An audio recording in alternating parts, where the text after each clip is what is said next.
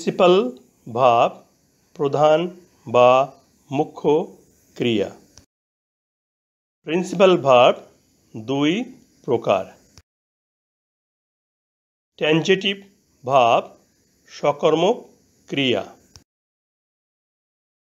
ইনট্যানজেটিভ verb অকর্মক ক্রিয়া। নিচের বাক্যটি ব্যাখ্যা করি। She is reading. সে পড়িতেছে। এখানে পড়িতেছে ক্রিয়াপদ।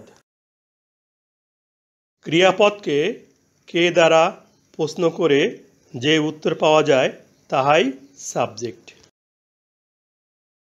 কে পড়িতেছে?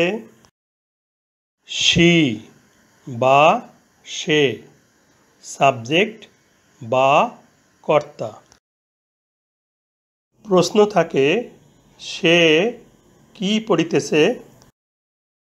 এই প্রশ্নের উত্তরের জন্য ইজ রিডিং ভার্বের পরে আরও একটি শব্দের প্রয়োজন, অর্থাৎ সাবজেক্ট ও ভার্ব মিলে বাক্যের অর্থ পূর্ণ করতে পারছে না।